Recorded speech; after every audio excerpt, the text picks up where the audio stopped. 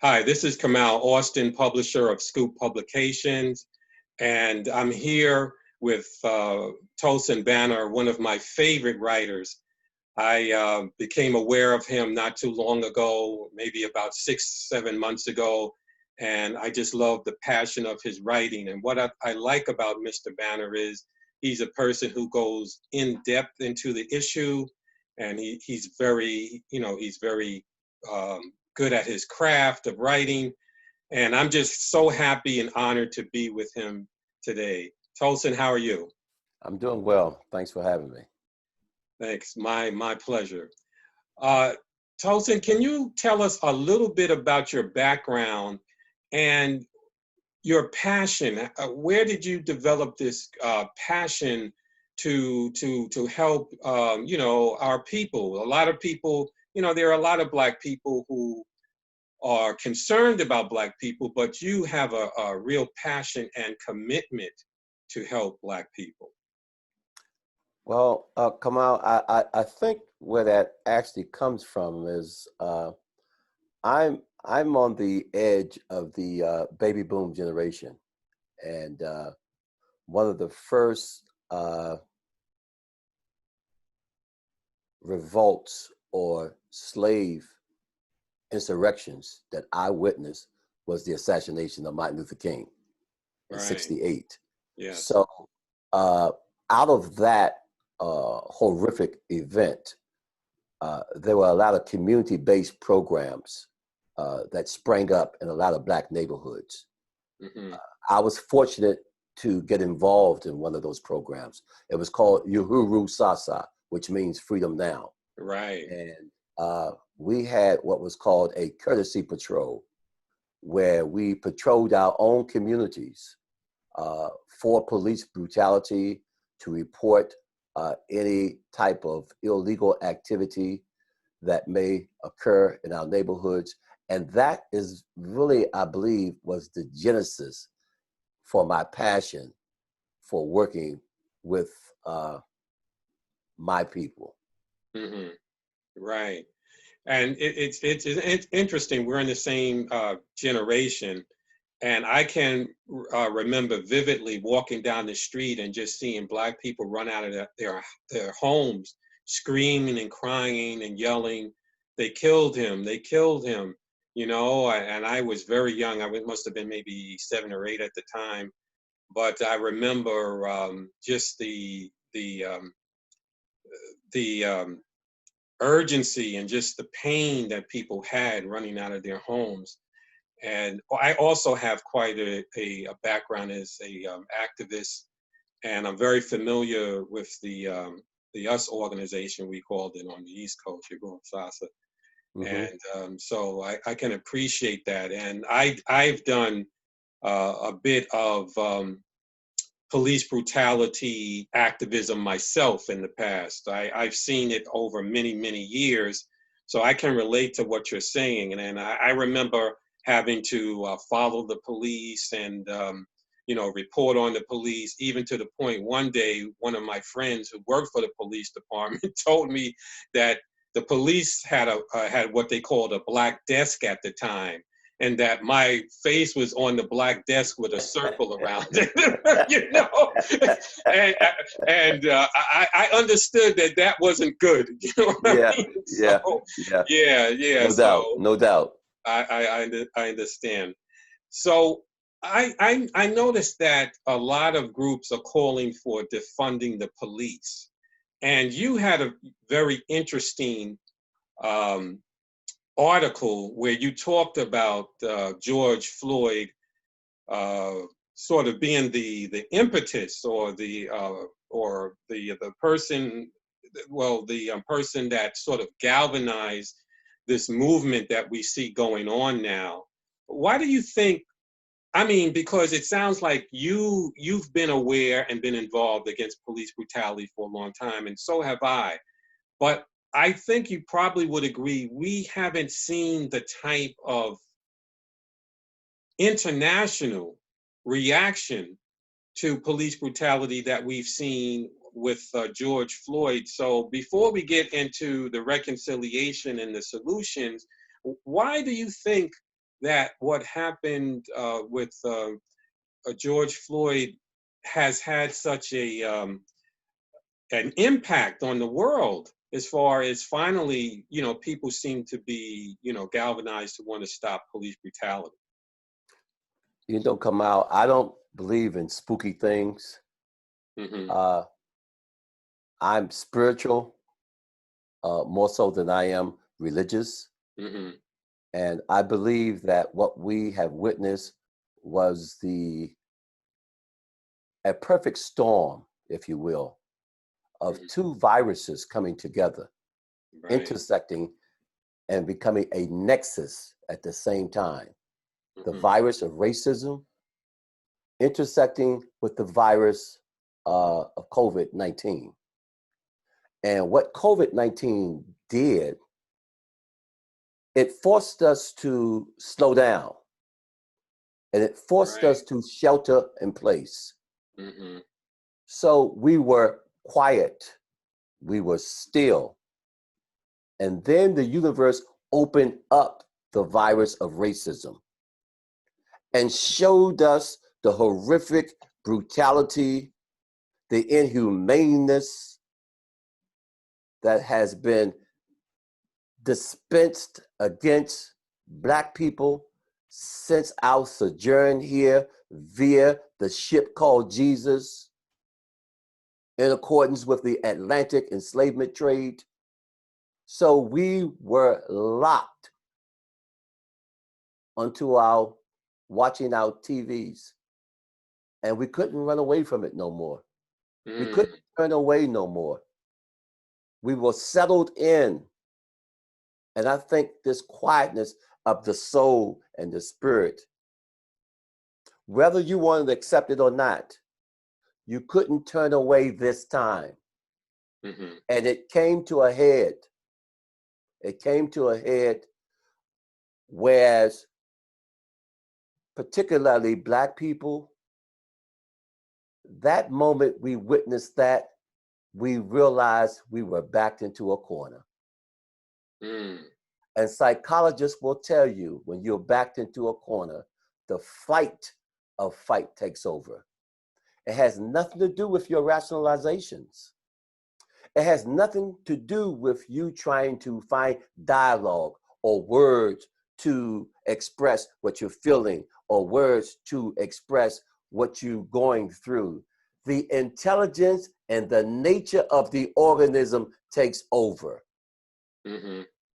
Just Right. like if you back a mouse into a corner, as small as that mouse is, it will turn around and head right back at you, Mm-hmm. against all odds. Right. And I think that's what you're witnessing. This Yeah. this Yes. prophetic, and it's a prophetic unfolding, in my belief, Mm-hmm. because it's a prophetic corner.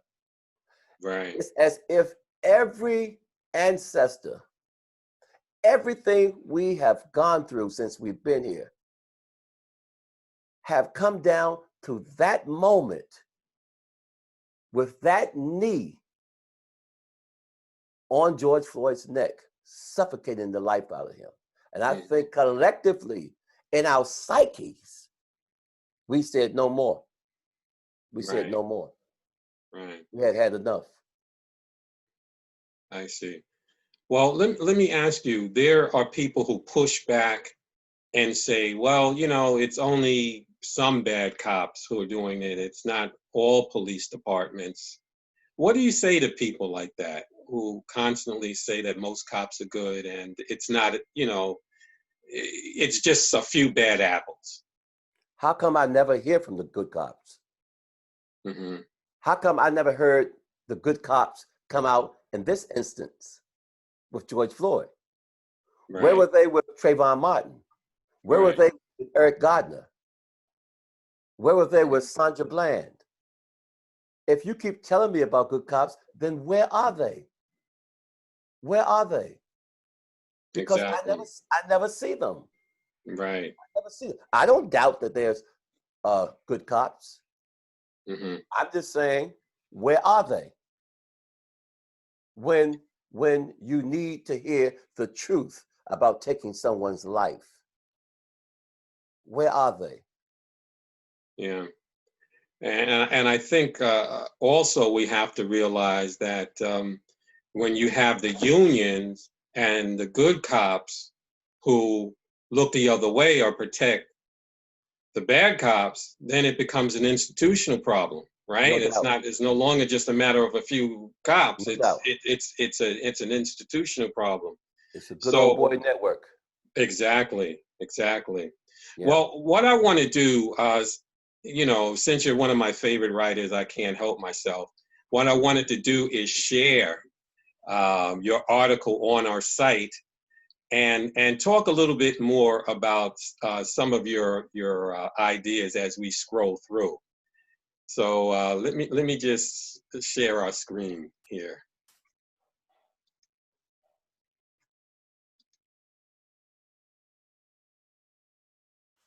Okay. Do you see your article? Why America needs? Yes. Okay. Great. Yes. So we're using a little different take on the technology here today. Okay. Hey, you're looking good. You're looking good. Okay. Well, you talk about a reconciliation, um, with police departments. What exactly are you proposing? What are some of the ideas? Well, you see, defunding the police is only the beginning, because we have to understand the history of the police department as it relates to Black people. The history of the police department as it relates to Black people is born out of slave patrols. Right. The sole purpose of these slave patrols was to hunt down another human being for capture and free labor. And so as you go past 1865, you still get these vigilante groups. You still get the KKK, who are meting out justice as they see it against another human being. So our historical relationship with the police department has never been based on humaneness. Mm-hmm. We have a history of a relationship of brutality. So for us to defund the police is only the beginning. We have to, if we're going to be honest, if we're going to come face to face with the horror of this nation, with this nation's original sin, which was enslavement, we're going to have to be able to drill down deeper, and deeper to the roots of the tree. See, we keep playing around the branches of the tree. And when you play around the branches of the tree, you're just monkeying around to me. It's like a monkey in a tree. You're playing around. Let's get to the roots of the tree. And when we drill down and we get to the roots of the tree, we will find that what? That capitalism was born out of our enslaved free labor. And we were seen as property, not as human beings. So we have to come face to face with that. That's what I mean by a Truth and Reconciliation Commission. The same one they had in South Africa. We have to face that horror in order for us to heal as a nation. And until we do, we will never be amicable and truthful with one another. Right. I want to quickly talk about something that you wrote here, and I want to read it. I want Black politicians to stop justifying the lack of action by the Obama years in the White House by telling us the Republicans would not allow Obama to do anything, but they never bring up the fact that Obama first came into office, Democrats controlled the executive, House, and Senate.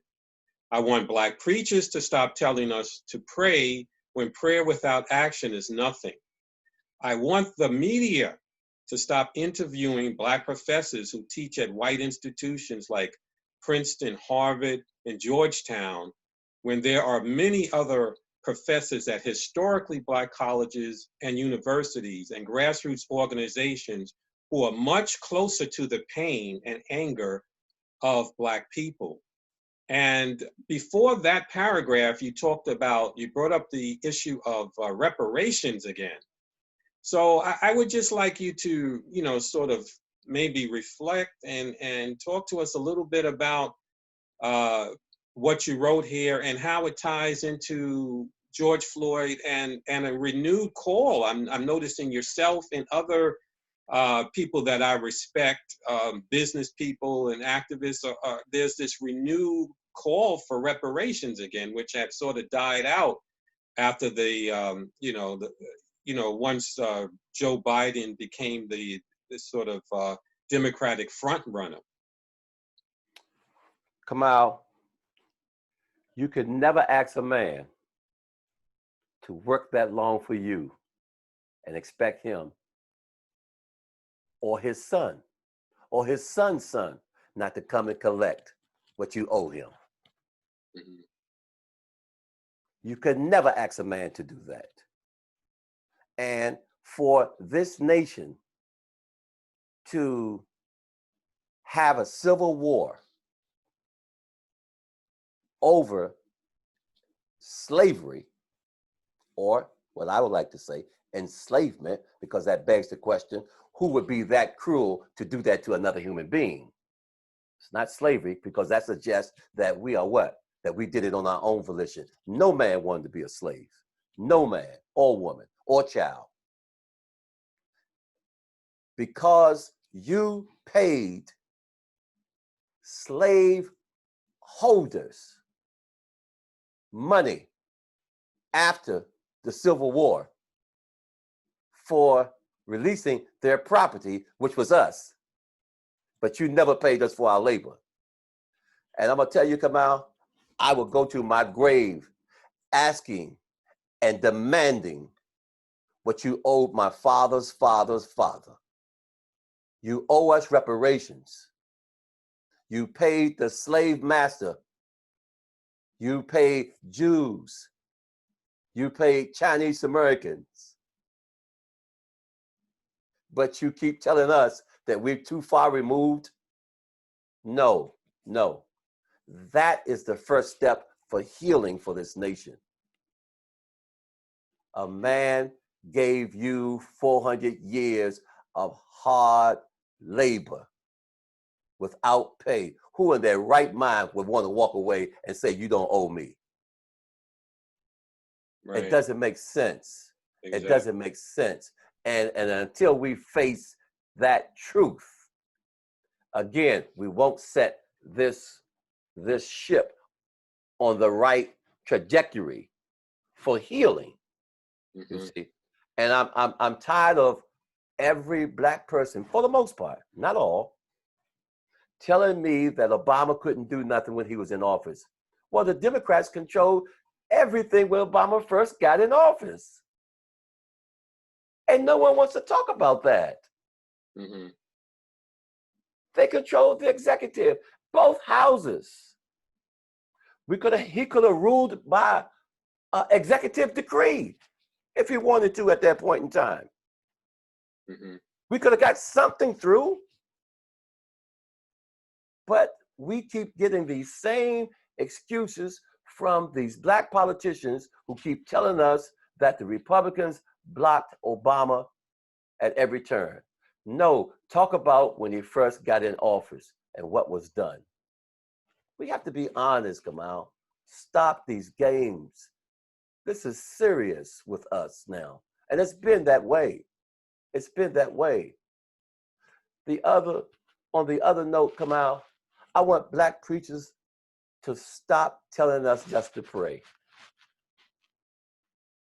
The tradition of the Black church is a mighty tradition. Right.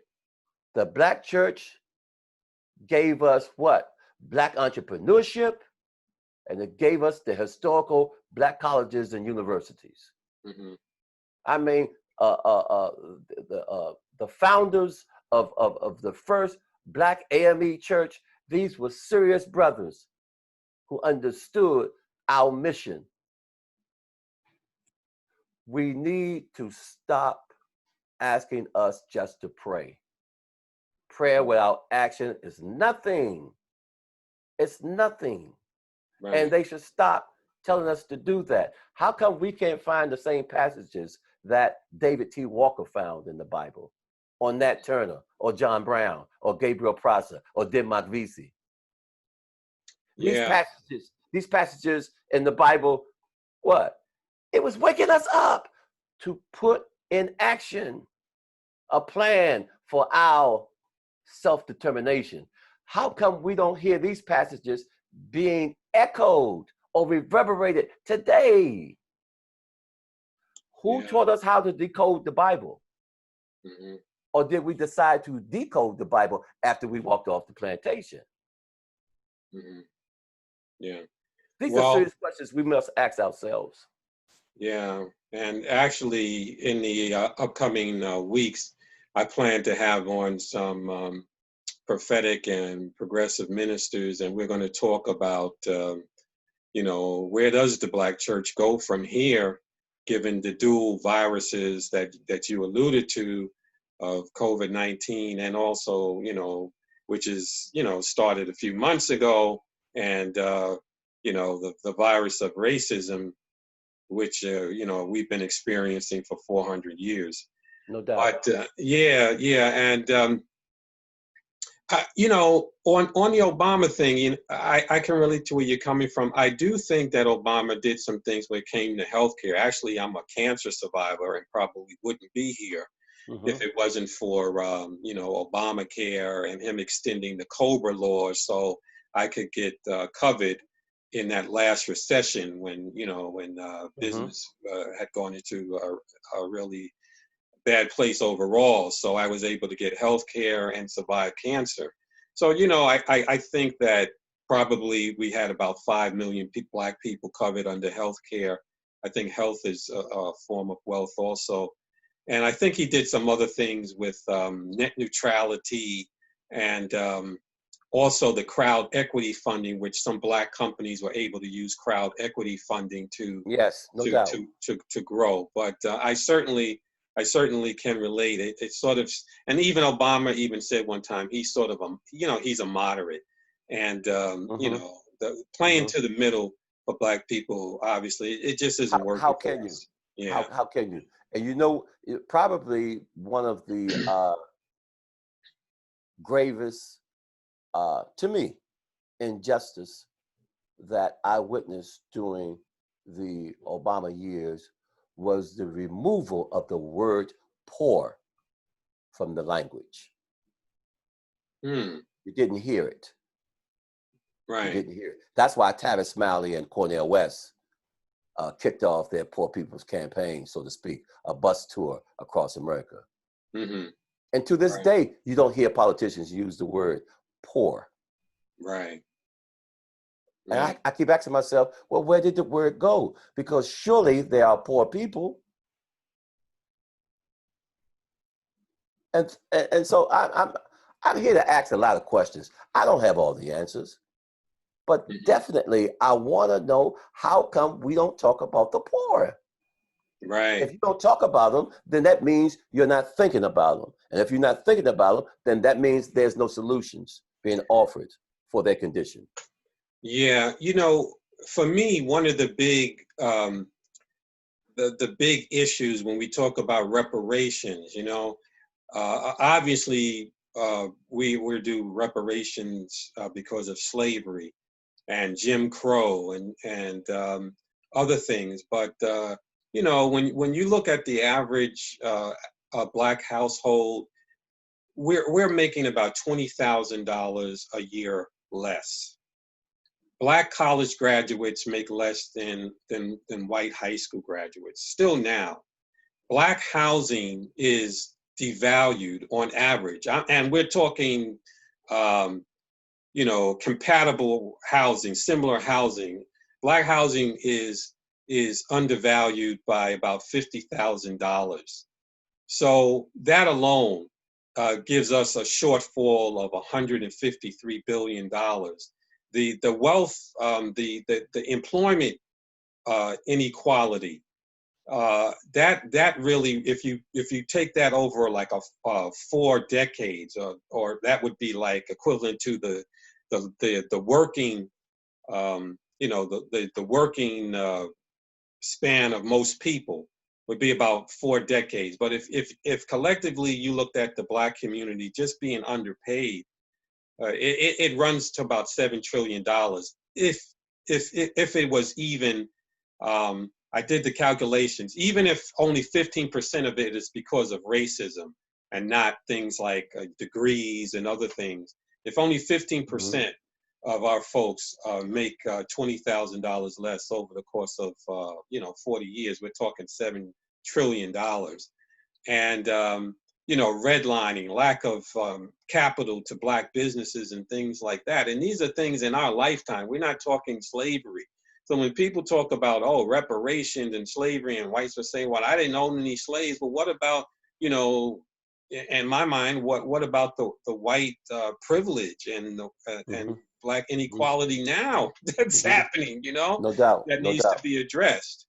And I think some major corporations are starting to feel some type of feeling about it. It probably is to more protect their brands, but I've heard that PayPal just yesterday said that they're going to allot about $530 million to help Black businesses. Which is it's not a lot of money in the grand scheme of things, but at least we're starting to see corporations take the issue more seriously now. Georgetown University as well. Georgetown University, for the slaves that they sold to save the university, has decided to, in a symbolic way, I think they add $27.20 to the cost of the tuition of the school for the 272 slaves that were sold to save parts of the Catholic Church and the university.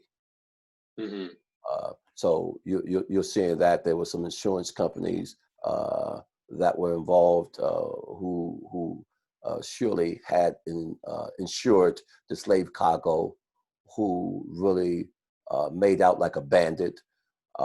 So that free labor made this the wealthiest nation on the planet. Right.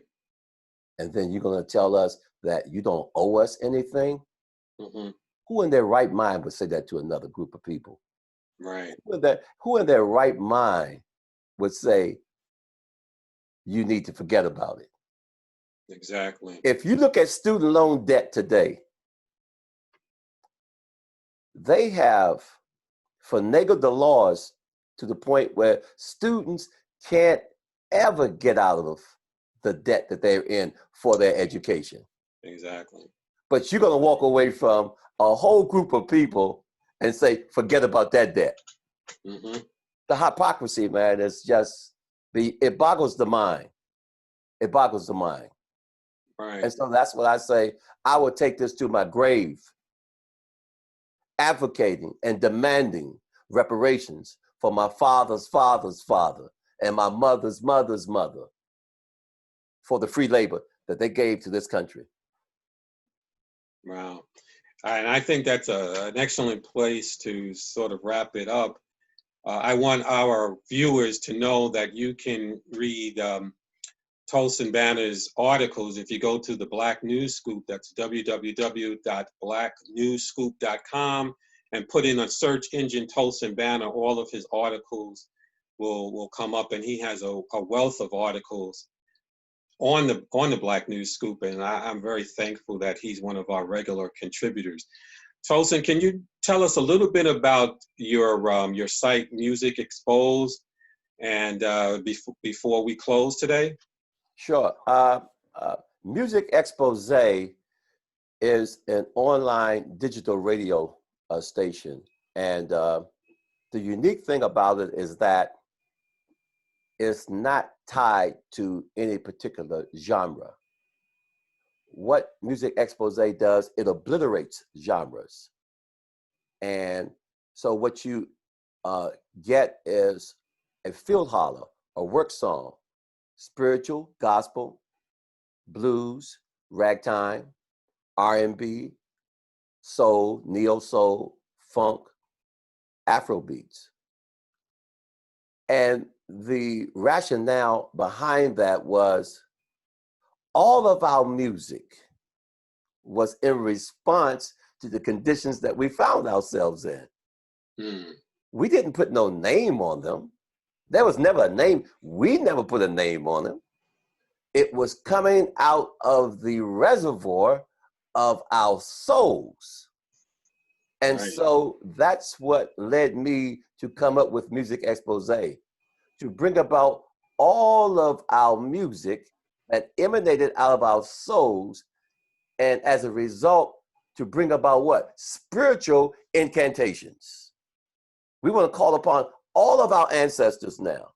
We want to call upon all of our ancestral spirits now. We need them right now for healing. So I wanted to take the labels off all our music because they come from the same place. The spiritual life force that ties us to this planet, that ties us to this universe. And so that's what Music Expose is. An expose is to look deeper behind something. That's what that means. So when you do a music expose, we're looking deeper behind our music to see what gave birth to our music. And you see, it always came out of our spiritual reservoir to bring about healing and to bring about our ability to cope with situations and to bring about happiness and joy in spite of. And it always emanated out of our spiritual reservoir. That's what Music Expose is. Right. Well, and I also want to let our viewers know that when you check out Tolson's articles on the site, on the bottom by his bio is a link to Music Expose. And we encourage you to visit it. It's a great media source also for music, but also I understand increasingly you're going to be doing interviews on the issues of the day also. Yes. We've only been on the air for about a month and a half now, but you also can go to Apple Store and download the app right to your phone, or you can go for Android phone users, you can go right into Google Play and download the app right to your phone. And all you have to do is tap the app and it puts you right into the station. Right. And this is what the site looks like. You can see it on our share screen. So we want to wrap this up. I want to say thank you, Tolson, for again, spending time with us, sharing your insights and your experience, your outlook. I truly appreciate it. And I look forward to doing more of these with you in the future. I thank you for having me, Kamau. And I appreciate the work that you do as well. Thank you very much. This is Kamau Austin, and I'm with the Black News Scoop and the Scoop on Black News. So we're going to sign off, and I want to just say I just hope everybody has a nice day, a nice weekend, and we'll see you soon.